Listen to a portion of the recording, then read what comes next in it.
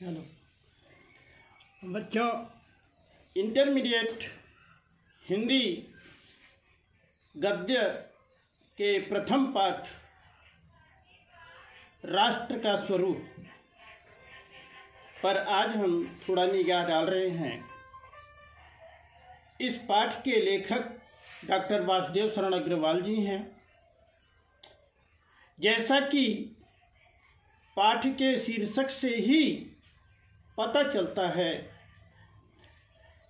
कि राष्ट्र के बनावट स्वरूप के बारे में इन्होंने इसमें चर्चा की है।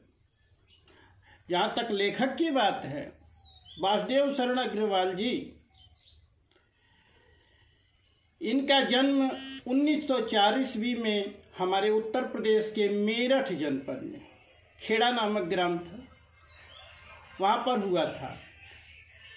लेकिन इनके माता पिता लखनऊ में रहते थे, इसलिए इनका बाल्यकाल लखनऊ में ही बीता और प्रारंभिक शिक्षा भी इनकी लखनऊ में ही हुई। आगे चल करके काशी हिंदू विश्वविद्यालय से एमए करके ये लखनऊ विश्वविद्यालय से पाणिनि कालीन भारत पर शोध प्रबंध भी किया और डी.लिट की डिग्री भी प्राप्त की इन्होंने। डॉक्टर वासुदेव शरण अग्रवाल ने पाली, संस्कृत और अंग्रेजी भाषाओं में गहन अध्ययन किया। सबसे खास बात यह रही कि ये पुरातत्व अध्ययन के अध्ययनवेत्ता कही जाती हैं। ये पुरातत्व अध्ययन के बहुत ही उच्च कोटि के विद्वान माने जाते हैं और काफ़ी प्रसिद्ध भी रहे हैं। काशी हिंदू विश्वविद्यालय में पुरातत्व एवं प्राचीन इतिहास विभाग के अध्यक्ष भी रहे ये। बाद में ये प्रॉक्टर के पद पर भी रहे। डॉक्टर अग्रवाल लखनऊ, मथुरा आदि के पुरातत्व विभाग के इंस्पेक्टर के रूप में भी कार्य कर चुके। सेंट्रल गवर्नमेंट में पुरातत्व विभाग में इन्होंने डायरेक्टर पद पर भी कार्य किया। दिल्ली के नेशनल म्यूजियम में ये चेयरमैन के रूप में रहे, आचार्य पद पर रहे और इन्होंने कई ऐसे कार्य किया। भारतीय संस्कृति में यदि हम डॉक्टर वासुदेव शरण अग्रवाल को देखें तो ये एक महान पंडित साहित्यकार के रूप में देदीप्यमान हैं। ऐसा महान साहित्यकार हमारे बीच से सन 1967 में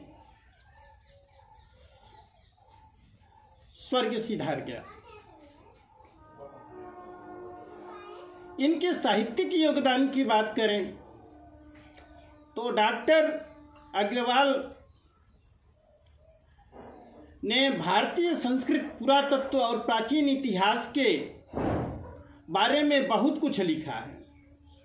इनकी रचनाएं अन्वेषणात्मक रही हैं। इनको अनुसंधान की दृष्टि से विशेष चीजों को प्रकाश में लाने का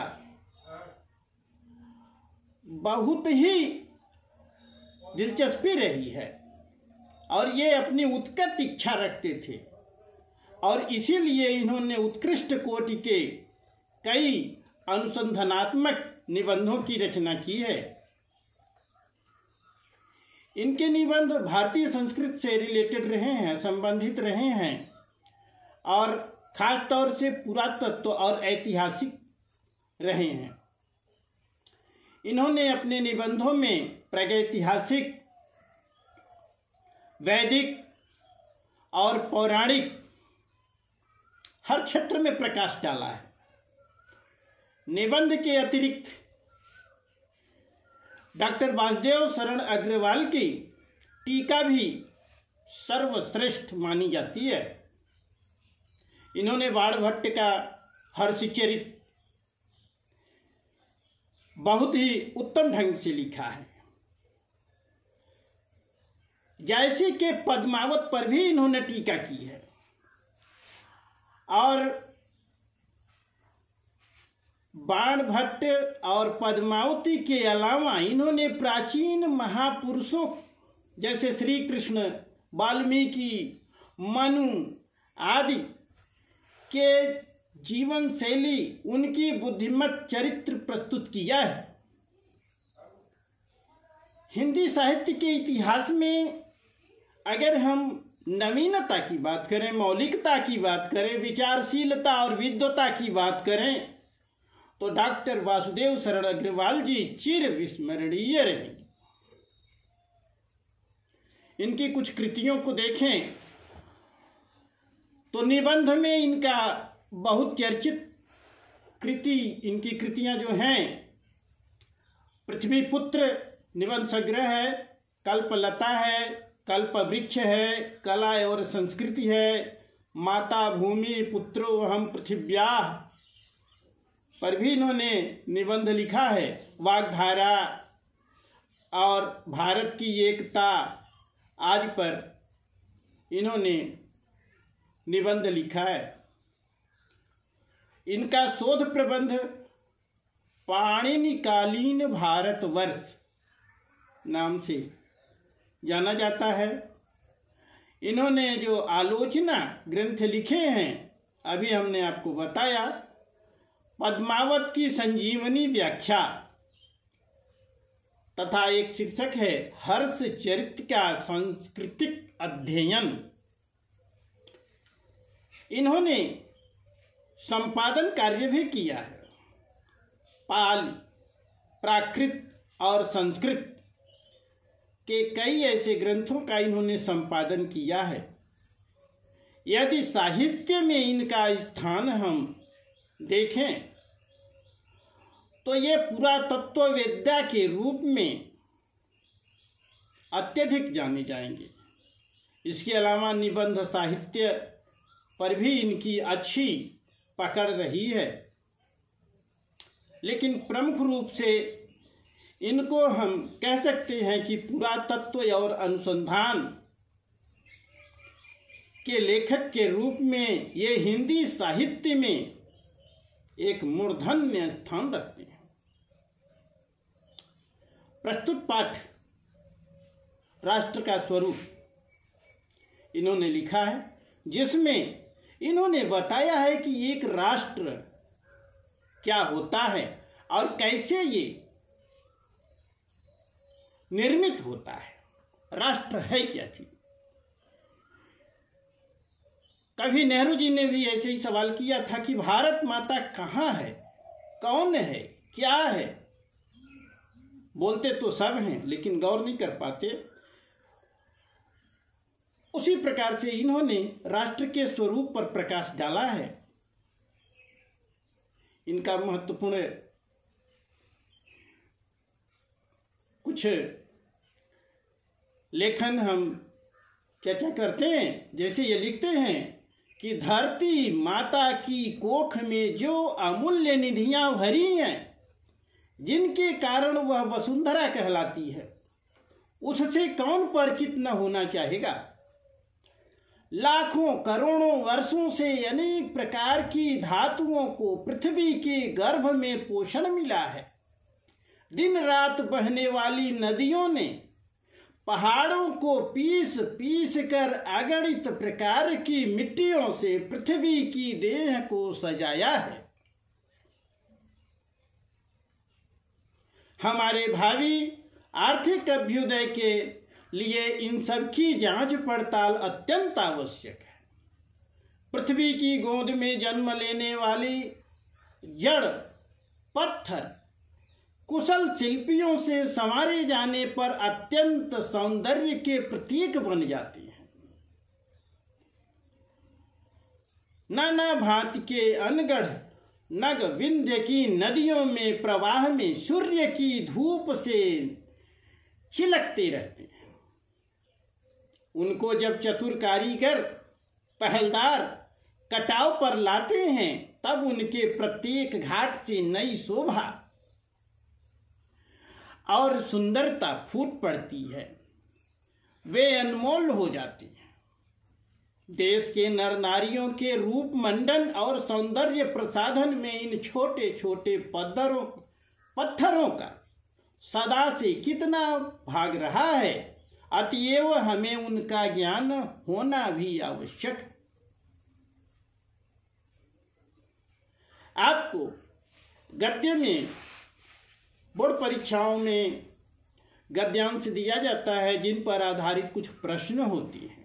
जैसे अभी हमने एक गद्यांश की चर्चा की।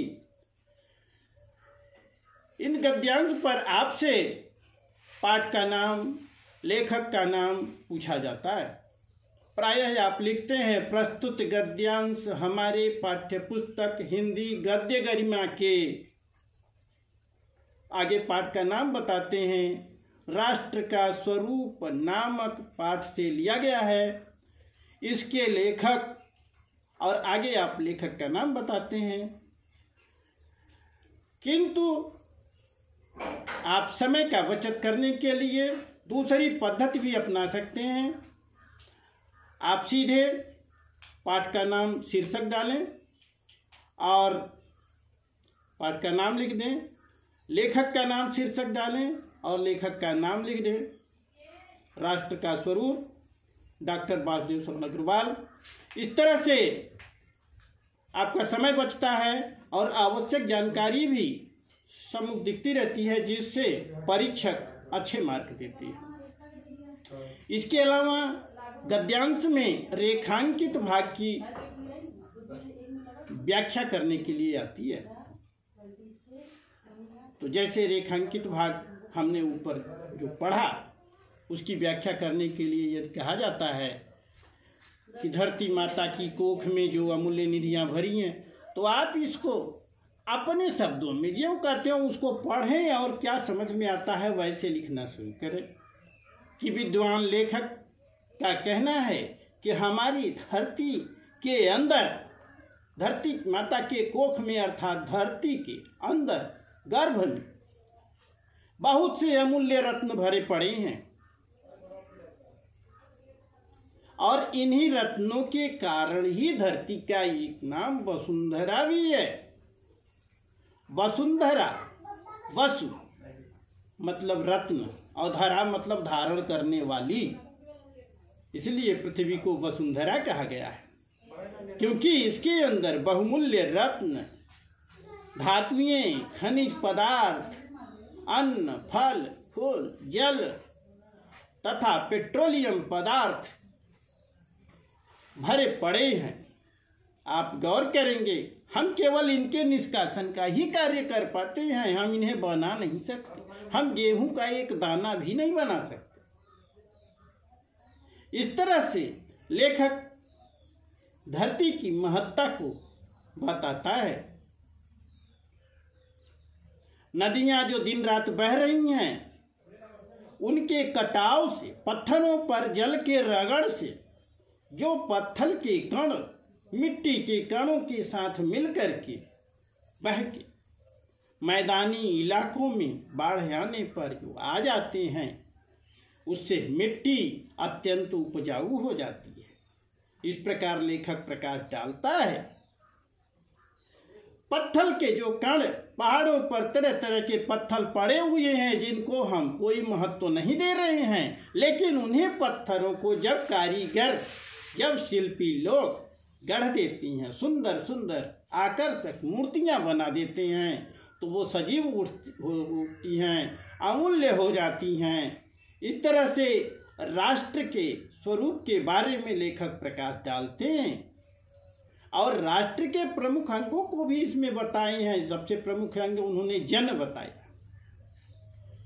जन यानी मनुष्य। यह हमारी संस्कृति, यहाँ पर इस पाठ के अंतर्गत इन्होंने ये भी चर्चा किया है कि हमारे भारत के जो संस्कृति है वो भारतीय संस्कृति कहलाती है। इसके अंदर यदि हम देखें तो कई उप संस्कृतियां विद्यमान हैं और इसीलिए कहा गया है कि हमारा देश अनेकता में एकता का एक बहुत ही सुंदर उदाहरण प्रस्तुत करता है। लेखक ने कहा है कि संस्कृत ही जन का मस्तिष्क है। संस्कृत के विकास और अभ्युदय के द्वारा ही राष्ट्र की वृद्धि संभव है। यदि हम राष्ट्र का विकास चाहते हैं, राष्ट्र की समृद्धि चाहते हैं, तो यह जरूरी है कि हम अपनी संस्कृति को बनाए रखें, कायम रखें। इस प्रकार से इस पाठ के अंतर्गत आप राष्ट्र के स्वरूप को पढ़ेंगे तो देखेंगे कि कितने अच्छे ढंग से इन्होंने साहित्य, कला, नृत्य, गीत, आमोद प्रमोद अनेक रूपों में राष्ट्रीय जन के क्रियाकलापों का, मानसिक भावों का चित्रण किया है और हमारा ध्यान खींचा है। लेखक कहते हैं कि एक ही राष्ट्र के भीतर अनेक प्रकार के लोग, अनेक प्रकार की वेशभूषा, खान पान, रहन सहन, तिथि त्योहार सबके कितने अलग अलग हैं, लेकिन इन नाना प्रकार के आमोदों प्रमोदों में, उल्लास में व्यस्त जन साहित्य, संगीत, कला, नृत्य इतिहास में विभिन्नता रखते हुए भी एकता के जिस धागे में पिरोए हुए रहते हैं, यही तो हमारे राष्ट्र का स्वरूप है।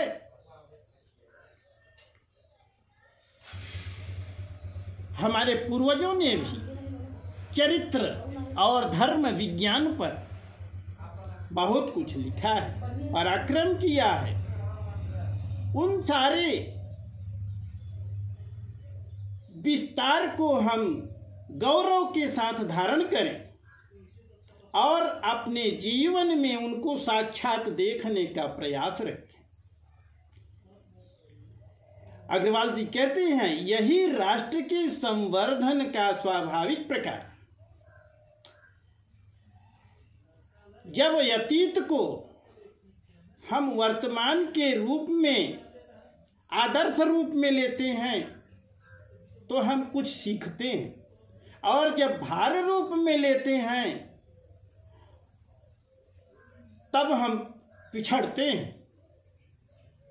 कुछ लोग अपने को अति आधुनिक दर्शाने के प्रयास में इतिहास को नजरअंदाज करते हैं, जो कि उचित नहीं है। इसलिए हमें राष्ट्र की प्रत्येक अंग को अपनाना चाहिए, गौर करना चाहिए, और यही लेखक की सबसे बड़ी शिक्षा है। और लेखक हमें बताता है कि अपने राष्ट्र से हम प्रेम करें और राष्ट्र के विभिन्न अंगों का आदर करते हुए सभी विचारधाराओं को साथ लेकर आगे चलें। धन्यवाद।